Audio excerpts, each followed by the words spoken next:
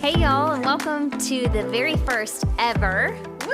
Is That Like a Thing podcast, where the answer is always yes, and we most definitely will be talking about it. I am one of your hosts, Becky Leach, and I am here with my beautiful co-hosts, Crystal Yates and Magen Thurman. Hello. And our could not do it without her. This would not be happening. We are just her We are just her puppets. Producer, Emily Gentiles. Hello. Emily, we love you. Emily. Woo! Y'all, this is a long time coming. We have been talking about this for, I think, 6 months at least, if not more. But Emily just moved to town, and now we're actually doing it. So we are excited to be here today, and we're excited that y'all are here. And this was born out of a deep desire to have authentic and vulnerable conversations in the confines of a church environment, I guess.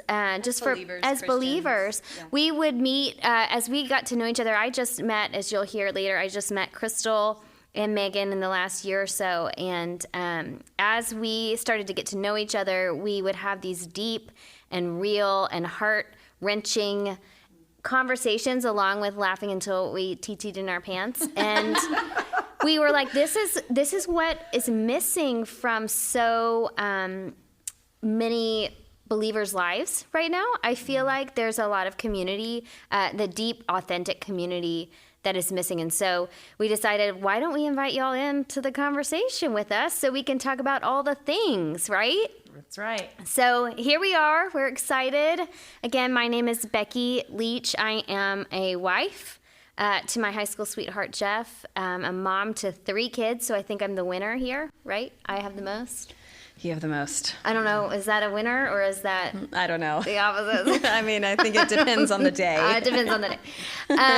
And I am a writer, a teacher, and an artist. Yeah, you are. And yeah, so this year, 2020, has sort of taken on a different role. I normally would be focused on teaching and writing, and then this year, God had different plans for me, which is the story of everybody's life this year, I guess. But it's amazing because it's like your art has taken off. It has, and it's crazy. It's just that's the Lord. Yeah, it's the Lord. It's really cool. It's really cool to watch him work and just be kind of his puppet, right? Like just going where he's taking me. So, Crystal, tell us a little bit about yourself. Yes, Becky, I am also a mother, also a wife to Will Yates, and Will Yates comes in here and sets up all of our equipment. We are thankful for him as well. We are thankful for Yates. Will. He comes in here and sets up our microphones and the computer. Just kidding. That Emily is running now for us. But also a songwriter, so I'm not like a writer, but I'm a songwriter. I write with music. I love empowering people. I love sharing what God's done in my life. And so that's kind of what I do these days. I'm a very creative, moving brain. And speaking of other creatives and songwriters, I have Magen, that is also a fellow worship leader. That's how we met. Hello. Through worship leading and songwriting. Yeah. Yeah. And God reconnected us God after many did. years. Are we going to tell that story real fast? We'll blame it on the Lord. Hey, listen, in God's hands, all things are possible. Amen. Amen. We got put in a room together. Okay, we'd known each other for years and didn't dislike each other, Didn't connect. You didn't connect. Yeah. Anyway, but then we were at a writer's retreat, and listen. The hand of the Lord moved us in the same room together. Okay. You know, the best idea and biggest mistake of... True, because with that night we sat up till like 6 a.m. We would stay up all night. Like, all night. I'm not kidding you. Because they put us in a room together. And so, I don't know. 2 night owls in one room does Hit not it off make for a good... immediately. Because I think some things had changed in Crystal where I was like, whoa, who are you? Yeah. Anyway, we stayed up all night talking for 2 nights. Like, I'm not even kidding you, because Crystal watches science movies. Space. Not space, sorry. And it's not movies, it's a documentary. So she watches lectures, science lectures. That's what I'm saying. Space lectures. Space. Goodness. Astronomical or whatever. Whatever that fancy word is. We would talk till 5:30 in the morning, and then I'd be like, "Hey, Crystal, I gotta get like 30 minutes of sleep or something." And she's like, "Okay, no, that's cool." And she'd open up her computer and turn on the space lectures, and I'm like, "Girl, you gonna sleep?" She's like, "Nah, I'm good." And so, do you really not need a lot of sleep, Crystal? Oh, I need it. You I just get it on the back half. You just decide not to do it. And then we'd miss all our call time. We got in a lot of trouble. It was a whole thing. Don't worry about it. We missed a call time, and my goodness. it bound us together for life. And here we are, podcasting. You're both in the naughty corner together. What Satan uses for evil, the Lord uses. We did get in trouble, and that did bind us, didn't it? It did. We got in trouble together, and we were, and here we are. I feel like that's a normal getting in trouble together. Yes. Okay, listen. Yeah, this podcast would not happen if it was just me and Crystal. Okay, that's all I have to say. It would just be a bunch of random conversation. Anyway, okay, I need to move on. So yes, Crystal, I am a mother of 2 beautiful daughters, and I'm a wife to a wonderful husband. I got married really young. I honestly did. How old were you? I was 20. I was either 21 or 22. Wow, I was 20. I think I was 22. It's just I never wanted that, and I never expected that in my life. I expected honestly to get married in my 30s. Like that just was in my mind. Anyway, obviously God had other plans, but we were married for about 6 years before we started having kids because I don't know, it was just fun. We lived in the East Coast. No one has kids super early on the East Coast. So anyway, we kind of did that, and so we have 2 wonderful daughters we are so grateful for, and but I would say that it was wonderful living away from Dallas, but I would also say, it stretched who I was. I was married so young that I didn't know who I was. I thought I wanted to go into visual merchandising. Like I rejected worship forever. And I wanted to be a country singer, but then we moved to Virginia.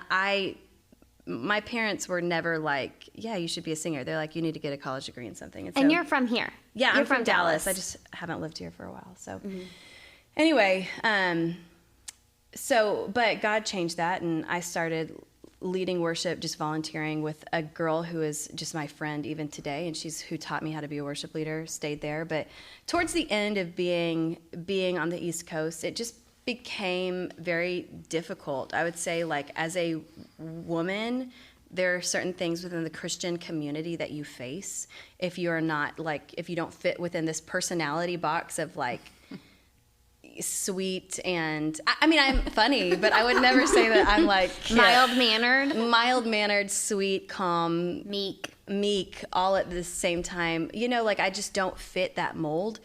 And... that is very difficult as a woman in the Christian community, like if you don't fit in that mold. So I just remember towards the very end, as I started,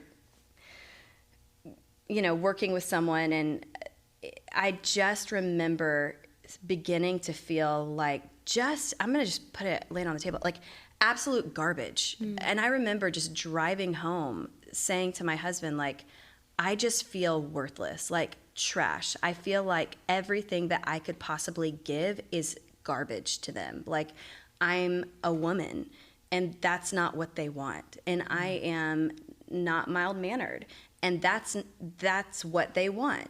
And so it just became, there's a lot more. I just try not to go too detailed, but I just remember feeling like absolute garbage. Anyway, all that to say, had our second kid by a total miracle. My husband was interviewing for his MBA here in Dallas. He was just going to do it online from where we were at.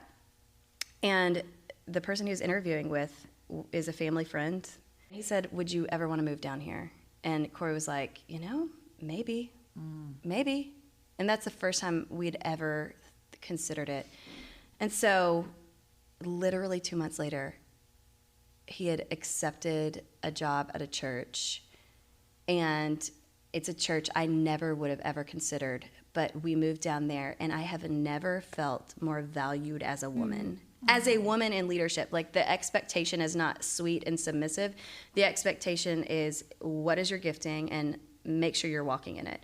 And so it's just incredible. But I would say that move, it took a long time for me to kind of get back on my feet from feeling like truly garbage. And I'd say that's partially on me. Like, I should never make someone, allow someone to make me feel like that. But I just, through that, I remember just being on my knees in our new home, just praying to the Lord, like, Lord, I don't have anything to give you, but I give you what I've got.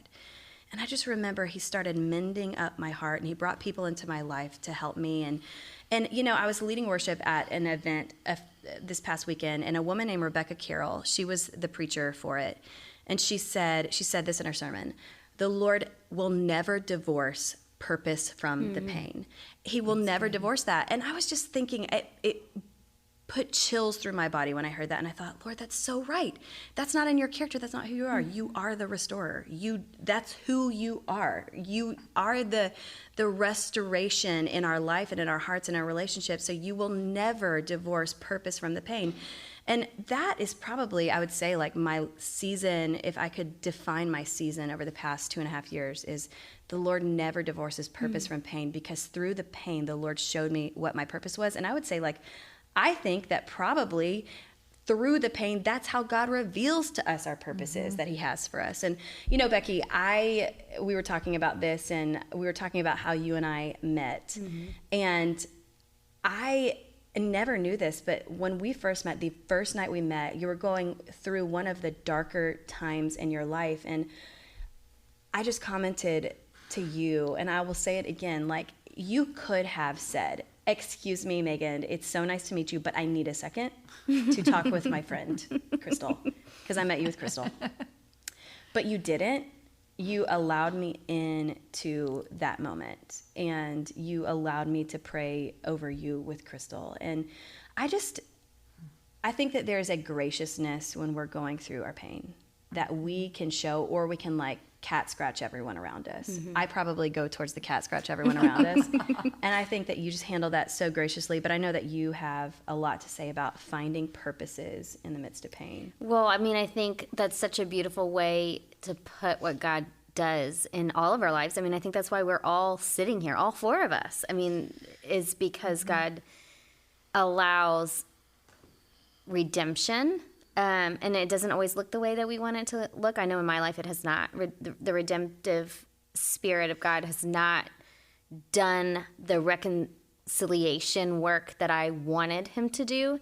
But he's done a lot more, if that makes sense. So just for the backstory, I grew up in the church. I was there every time the doors opened. I think Magen was like that. I don't know. Emily was the same way. Totally. Crystal has a little different story than I do. Raised heathen. Yes. Hey, but we love you. But we love you. But so I was raised in the church. We moved around a lot, but we were always involved. My mom was a Bible study teacher. My dad taught Sunday school.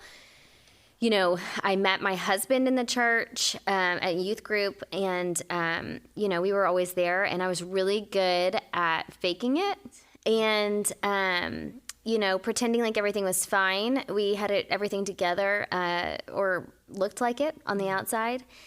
And to make a very long story short, basically at the beginning of 2018, I was dealing with some really crippling anxiety. Like, my body literally felt like it was going to implode on itself, both physically and mentally and spiritually and all the things. And so there was a moment where I had a panic attack in New York City, at a restaurant eating breakfast with my husband and our best friends. And I was like, oh, I feel like the world is literally caving in on me. I can't breathe. And went outside, and Jeff came out, and he was like, I think it's time for you to go see a counselor. And that's one thing I think all of us will harp on throughout this entire journey of podcasting is that everyone needs a therapist. Everyone needs to talk to somebody about the things going on in your life. There there's nothing wrong with processing emotions and processing the things. And so I went to a counselor at the beginning of 2018 in January, and I said, this is what's going on with my body. Oh, and by the way, there's this other thing. And I didn't think that it was a big deal at the time. I know that sounds so impossible looking back on it today, but so I had held a secret for my entire life for 20 years. I had pretended that it hadn't happened, but I also acknowledged that it did happen. It wasn't a denial. But from the ages of 12 until I left for college, 18, I was repeatedly and systematically and methodically and all the things molested by my dad. And I had not told anybody about it. I had not, Jeff and I started dating when we were 16, and so he was around when it was actually happening. Not physically around, but he was in my life when it was happening. And so 2018 was the year of freedom for me and for my family, and we kind of walked through that story, and it was awful and hard. And as a result, my parents got a divorce, which was my worst nightmare at the time. I thought that was, I carried that as a guilt from myself. It was heart-wrenching, and it still is. God hates divorce. We all believe that, but it was also the right thing to do for my mom. And anyway, the night that I met Magen, it was as a result of this ministry that was born out of the pain of my story, which is called Free Too. And we're all involved in that ministry now. And that was our second event. It's a quarterly meeting, or it was supposed to be before pre-COVID, a quarterly meeting. And it was our second meeting, a time of testimony and prayer and worship together. And Crystal had brought Magen in as one of the worship leaders, and we met that night right after I had found out some new information about my father. And it was probably the darkest moment of my life. I mean, to be honest, my life. And I had gotten into a place where I could no longer have surface level conversations. Like, I don't have time. I don't have bandwidth for the surface friendships. I mean, we can have fun, and I am all about going to a birthday party and having a good time. Girls, okay? No, I'm just saying, like, in relationships, like, yeah, we love fun. I'll go and hang out and have a girls' night with people, but if I'm going to be in a relationship with you, I want you in my business, and I'm going to be in yours. Yeah. And Megan and I had already, like, Crystal had connected us, on social media, whatever. And so I was like, you just come in. You're going to be in the fold, and I can just tell. And it was just a sweet night of worship for me. And I just remember standing in the back of that room, worshiping when y'all were singing. I am not a worship leader. I'm friends with a lot of them, and I love worship. But I just remember holding my arms up and just being like, God, I believe that you are exactly who you say you are, even though I don't understand what you're doing here. And so I do think it's really awesome that we're doing this, and that we are wanting to give people a place to have conversations like this, because it's rare and it shouldn't be so. So,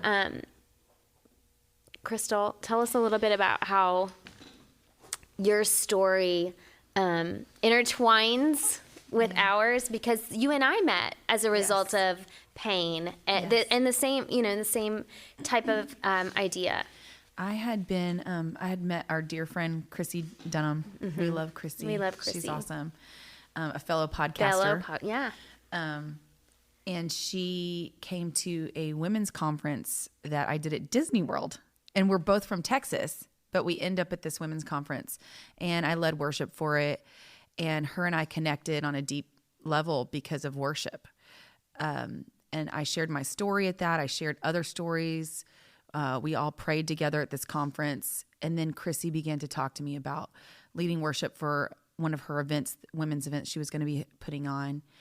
And when I did, the second year I did it is when she brought the women in her life out to tell their stories, and you were one of those stories. And when you were sharing your story, it really hit my heart. This is such a big deal that this is almost like you are coming out of a dark place that you had been closed off and coming out and shining brightly for the Lord, saying, this happened to me.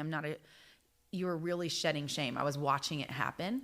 And that was the first night we met. And Yes. what I think is interesting about that night was, that was my church. Yeah. That was where I grew up at church, where my dad taught Sunday school. It was a big deal. It was your family. It was my family church. And my mom, was sitting there in the audience with, no one knew at that point. My close friends knew at that point, and I just remember sitting up there praying and you and Will coming up, and it wasn't planned. And it was just a Holy Spirit moment. Yeah. And it's like we were connected at that point in time. And I was thankful that Chrissy allowed that when we were talking and dreaming about her event. I was like, what if we just, when the Spirit's leading, and she's like, I trust you. She gave me that ball and said, you take and you go. And some really deep things happened at that. And the reason I feel like I recognized that God was really doing something is because as a young girl, I hid a lot. I hid so much. I found out later in life that I was dyslexic my whole life and I didn't know it. So I was always overcompensating with my personality, trying to dazzle, trying to be the life of the party. I still am. Let's get that straight. I enjoy walking into a room and dispensing joy. I do. When I am in a room, you're going to know I'm in the room. And sometimes that's a blessing and sometimes it's not. But up until I was 18, there was a lot of overcompensating and trying to be the life of the party and be something when I was really hurting inside and really trying to hide that I felt less than, that I felt that I wasn't enough. And so I began this lifestyle of being called the life of the party. They would call me that. So I began partying in middle school, and I partied living up to the expectation that was placed on you. Mm-hmm. Yes, and the one I wanted people to see. I never, I hid all my things. I would always love to open up conversations and let other people go deep, but I would rush past anything because I felt so much shame because there was a lot going on in my life. I grew up in a good home. My family they're good people, but there's some things that happened, and I did not walk what you went through, Becky, in my family, but I walked through some things like that outside. I'd been abducted when I was 5, and I had been crazy stuff. Yeah, I had went through a rape, and I went through so much. And when I got 18. I had lived so much life and been so surface that I imploded at 18. I couldn't house it anymore. I couldn't be the life of the party. My life of the party battery was dead. And I didn't know what was happening. I found out I was losing my scholarship. It was only my first semester in school, and they were warning me, you're going to lose your scholarship. It's because I was partying so hard. To try to mask. We wear masks and we do things, and that was mine.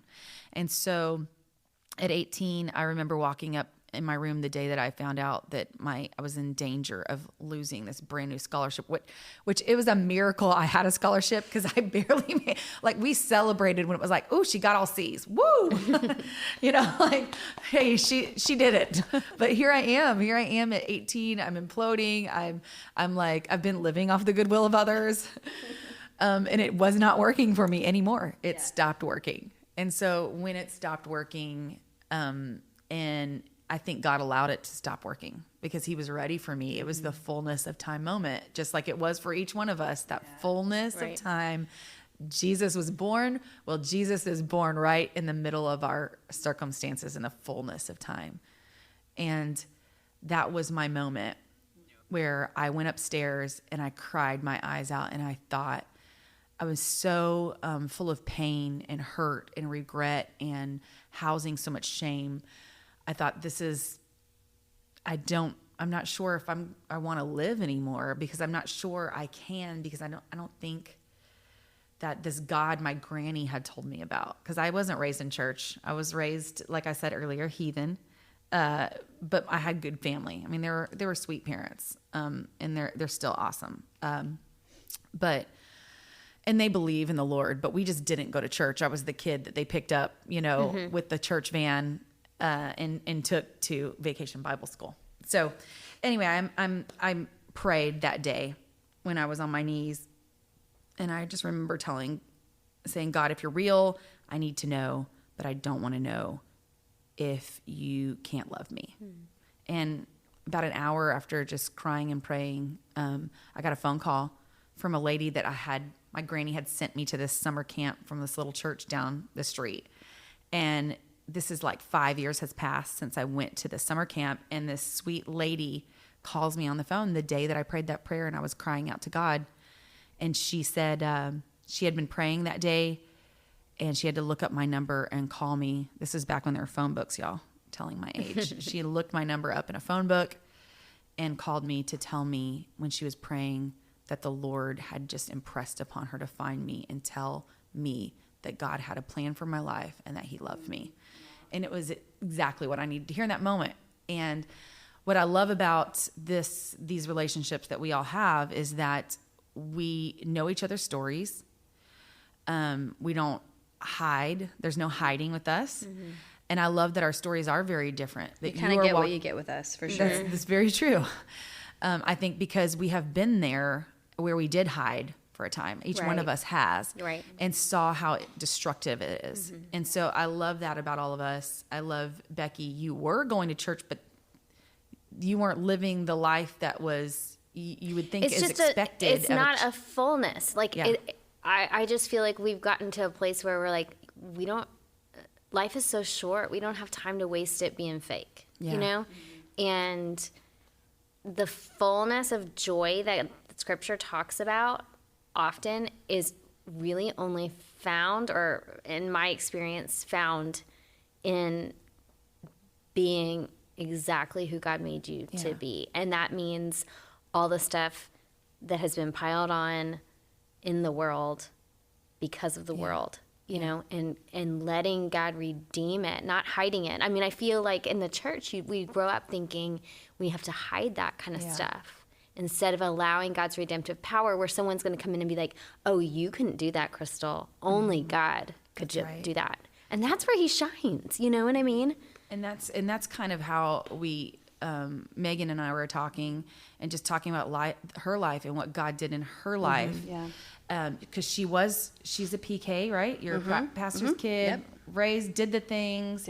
Probably sang in the choirs. Did all the things.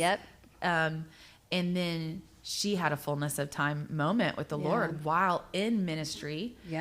And I just love her story because it's so different than mine. And I think so many of our friends that are listening are going to be able to relate to what you've walked through, Magen, and just share a little bit of your story with. I think I've already kind of said a little bit of where I was at right before God kind of changed my direction and changed my time. And that's how the Lord works in my life, is like seasons. Like, honestly, it feels like 10-year chunks. And so he changed. I got married and it totally changed the trajectory of my life. We moved far, far away. And then I got comfortable in that. And I mean that in a good way. Like, I followed the Lord. He really led through a series of like desert times. And I started to flourish in those 10 years of what he called me to do, which was be a worship leader. And so I was a worship leader and I loved it. And then about 10 years later, another huge change in our life, and we moved back to Dallas. But it was during that change, I had to make the choice. So when I got married and God changed the trajectory of my life 10 years before, I got really mad at him and I didn't talk to him for like a year. I'm not even kidding you. And I remember the Lord. You got mad at the Lord? Mad at the Lord, for sure. Like, we've all been there. I didn't talk to him for like a year. I'm serious. It was my first year of marriage, and I feel so bad for my husband because he would just be like, "Are you okay?" Are I'm you like, saved? No, I'm not. I'm not okay. And I'm an Thanks for Enneagram asking, 8, though. so it's like rage. It's not sadness. Sadness comes like a long way past. It like brings up it's the caboose. Rage is what is always there at the forefront. And so anyway, I was just angry at the Lord because he changed my dreams and he changed what I wanted. And anyway, so fast forward 10 years, God's changing the trajectory again. And I'm like, wait, am I even called to ministry? I don't even know. Like, I feel like absolute garbage. It was one of the lowest times of my life, if not the lowest time of my life, other than the 10 years before. But I remember saying, I will not become angry at the Lord. I will not. I did it already. It didn't work. It did nothing for me. So now, Lord, I will not be angry at you. And so we moved back to Dallas, and I just remember there's 3 months where I was just like, what in the world is going on? But I will not be angry at you. And so, I was at a place where I just didn't feel like I had anything to offer other than being like a wife and a mom, and even not a good one at that. But I just felt empty. But I would say God brought me to a place of saying, Lord, if you never gave me anything more than this, this is more than enough. Mm-hmm.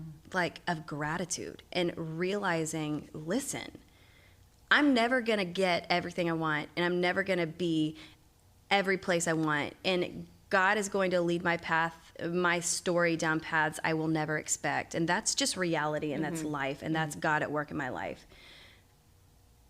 The test and the choice is finding gratitude in my place where I'm at and finding contentment in the place where I'm at, because that's where God has me now. And so I just remember thinking, Lord, if you never gave me anything else, this is more than enough, more than enough. And then after getting to that point, the Lord took me down what I will affectionately be calling it from here on out, the road of reconciliation. And I literally mean, as an Enneagram 8, there were a lot of people I had to call and apologize to.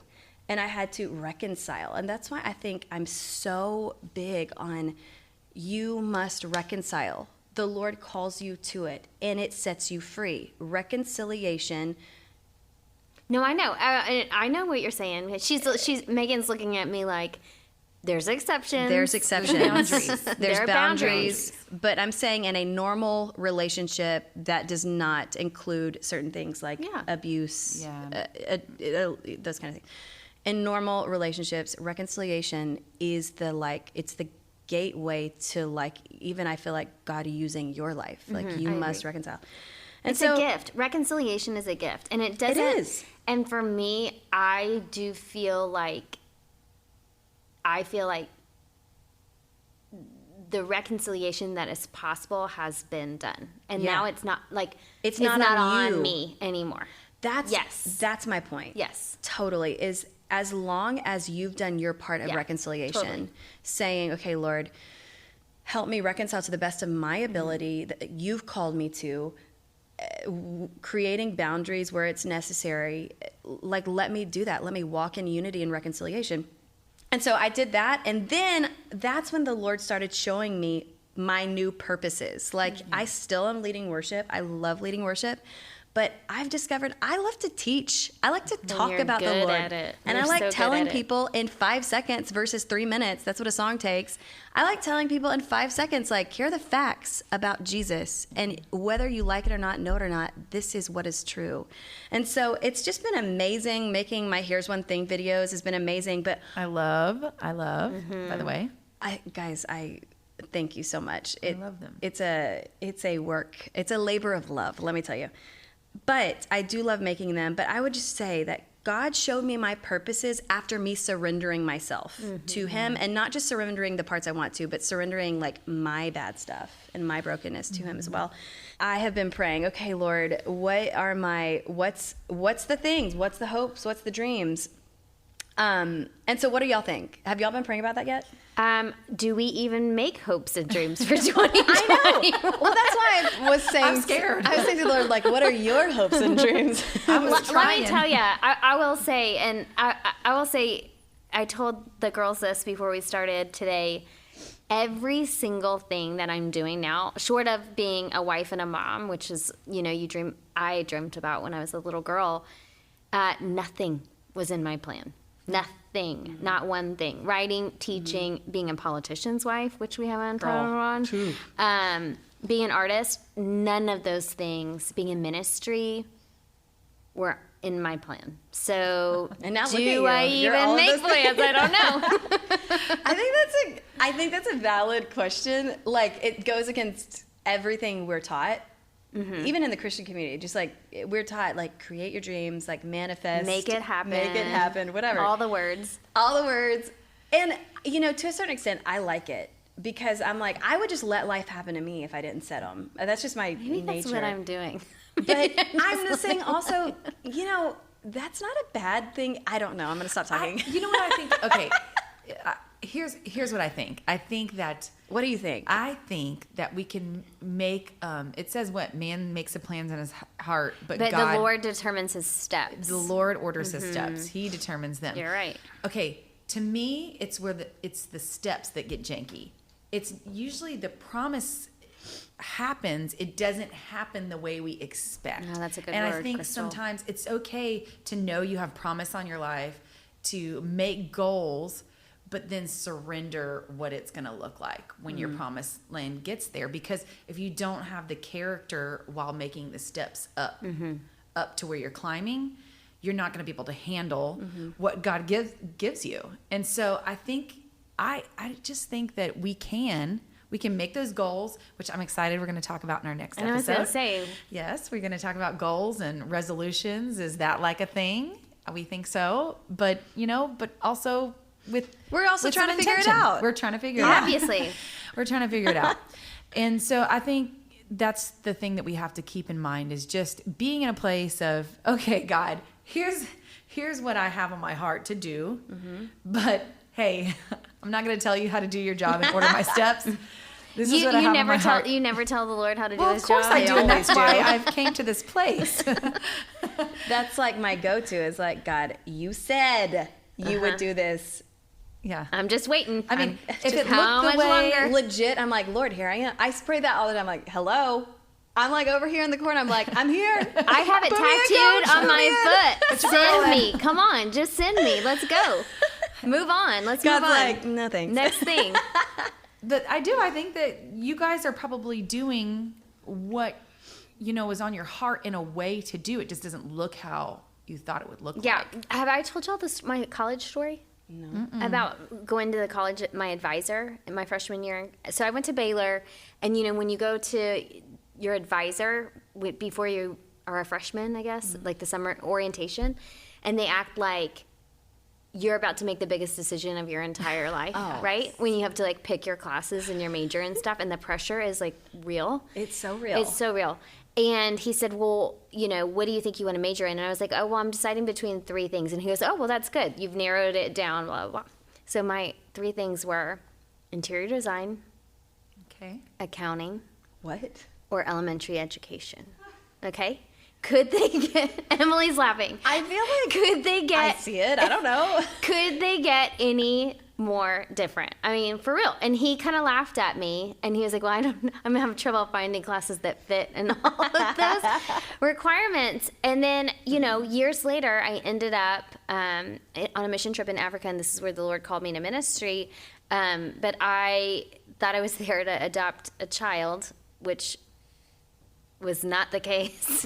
I was about to God say. had different plans, as he all of your always children are does, as he always biological. does. And I ended up, I had a business at the time. I was painting signs, and I ended up teaching women about business, having a creative business, which is all of those things. Because I ended up with an interior design degree, so I took all these design classes and art classes and all that.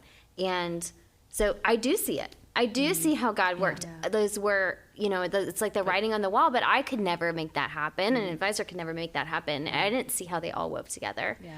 But it's cool. It's cool how, you're right, God like gives you talents and gives you these threads in your life, and we don't ever really know or understand how they're all gonna weave this beautiful tapestry. Oh my gosh. I was undecided till junior year in college. I went through 3 advisors. I finally found an advisor who got me, and basically it's just figure out how to get me graduated. And so he's like, yeah, you took a lot of art classes and a few art history. Take this one graphic design class and you can graduate with a graphic design degree. Stop. I legit took one class. I enjoyed it, but I really just want to get graduated. I graduated with a graphic design degree. I have learned all that I know from YouTube. Okay, let me just tell you. But I will say, like, my minor was biblical studies. My major was graphic design. And you're doing that with your I'm videos? technically doing that now. Right. I'm using graphic design. I don't hate it. I'm making the videos. I don't hate it. And I'm teaching. And I never thought I'd be a worship leader in my life, but I just grew up in a complementarian Christian environment where women don't do anything. But that's another story for another day. episode. Well, Megan, what is the one thing, like the thread throughout your life that you feel like you see now coming to pass? Like as you look at that, that's a good question. What do you see that God put in your heart? Like I wanted to be a teacher. I thought that meant like in a school. Yeah. You know, and it's like, and then Becky, you wanted to do all those things and you thought it looked like this. What would you say that you're doing now?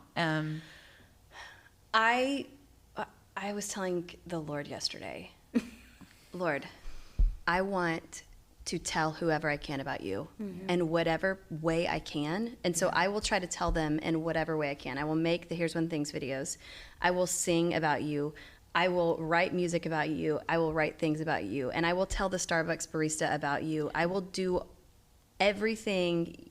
I will tell whoever I can about you, and not just from a platform stage, but like from In your life. in my life. Like you can't have one without the other.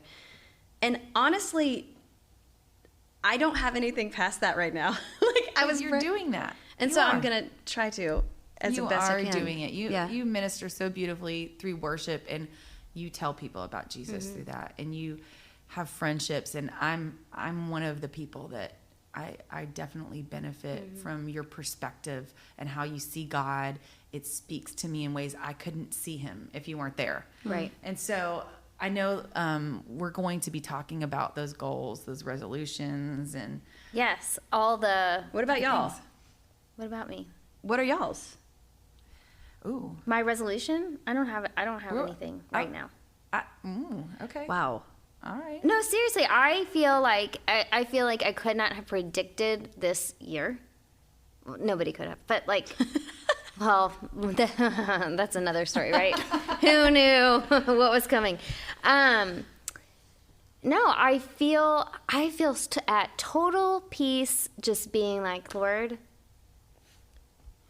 here I am, send me. Yeah, I don't even know what that is. That's a goal. That's a goal. Whatever, there is a verse I'm going to tie it back to, that has been, I don't want to say this is my life verse, because I feel like that changes all the time, because my life changes and my seasons change. But this verse, Hebrews 12, is something that, I just took Crystal's verse. I'm excited because Okay. that verse is important So to me. I love this verse, and this is where I feel like Free 2 and my testimony has been born from. And it says this: therefore, since we are surrounded by such a great cloud of witnesses, let us also lay aside every weight and sin which clings so closely, and let us run with endurance the race that is set before us, looking to Jesus, the founder and perfecter of our faith, who for the joy that was set before him endured the cross, despising the shame, and is seated at the right hand of the throne of God. And I think the whole visual of throwing off every weight and sin so that we can run free is just embodies what I want for my life right now, so that I can run towards Jesus, so that we can tell other people about Jesus. And I see so many women and men in the church that are not running free, that they love Jesus and they love God and they want to minister and they want to serve and they want to do all these things, but they are literally weighed down, whether it's sin that they are committing and participating in, or like if they are weighed down by the world, because the world, I'm sorry, the world is heavy. But you know what? I would be lying to you right now if I didn't tell you that my relationship with the Lord is not where I want it to be. And that sucks for me to sit here in a room full of wonderful women who love Jesus, and I know y'all's walks, and say that and not feel totally convicted. But at the same time, I'm in a place where I feel so dry spiritually that it's almost like I don't even feel convicted about it because I'm that dry. Yeah. And you guys, it does not take long. It doesn't. To dry up. It really, really, really doesn't. We've all been there. I know it. I know it's not a new place. It's not something that I'm like, oh my gosh, I'm never going to get out of this. Yeah. It's like, it just sucks to be in. It just sucks to be here because I'm like, even yesterday I was like, Lord, why aren't you moving in my life? Well, I'm not moving because you're not spending time with me. You're not listening. You're not asking me questions. You're just telling me what you want to do and doing it, you know? And throwing up some gratitude here and there, you know? Splashing something. Yeah. Okay. Oh, Lord, thank you for that. Thank you for that sale. Thanks, God. Right there. Yeah. But I think that's important, though, in our walks, Becky, because if we don't get thirsty. Yeah. And I think that by design, when we get parched, when we get in there and we start feeling dry, you're going to thirst again. And when you thirst after him, he's going to fill you. And we've all been there. It's not, we've all been to that place where we don't feel that connection that we had at one point in time. And I think it's because he's taking us somewhere new and we can't stay where we've been. And, there's that scripture that talks about Jesus was led by the Spirit of God out in the wilderness to be tempted by the devil. The wilderness is a place where we run out of resources, where we are dry, we're parched, and I think that God's Spirit can even lead us to those places because our souls will start to yearn and crave God once we get to a place where we get so cracked and so desperate. And so, we just let him lead us and we go from wilderness to mountaintop to mountaintop and all the places in between. And I think that that's okay. So if our friends that are listening with us, if you're there, I love that you just shared that, Becky, because people can relate to that. That's real. David was there. Psalm 63. Oh God, you are my God. Earnestly I seek you. My soul thirsts for you. My body longs for you in a dry and weary land where there is no water. Yeah. Like you're saying, I just feel dry. Like David was there. If David is going to be there, anyone is going to be there. Okay. Let me tell you. And so I do feel a little bit like my wilderness seasons have been on the cusp of a spiritual breakthrough. Totally. An awakening. So you are. And that's what I love about this. And that's why we have Is That Like a Thing? Because we want everyone to come and be part of having the conversations. There's no hiding. Right. There is God, it says, his light shines on us. Well, guess what? Light reveals. And God's heart for us is to be fully revealed, not just before him, but I think before each other. Yeah. And that I hate to say this, but back to that garden, that nakedness, I think it represents vulnerability. Vulnerability. Humility towards one another. Yes. Seeing all things. Nothing is covered. Nothing is hidden. Yeah. And so this is why we're here. Yeah. And we're here with you all and all of our friends that are listening. And we want to invite you along this journey with us. Yeah, we're really excited. We're excited to be here. We're excited to be actually doing the thing. And we hope that you guys will stay tuned. We're going to continue this conversation on the next episode of Is That Like a Thing? And we're going to be talking about resolutions and goals. If you have them, if you don't have them, it's okay as well. Hey, obviously, you gotta have them. It's all right. We don't have it figured out. In the meantime, follow us on Instagram, on Facebook. Woo. Tag us if you have a thing that you think is a thing that you want us to talk about or you want to dive into. So anyway, follow us, like us, tell us what you think, and we'll see y'all next time on Is That Like a Thing? Bye.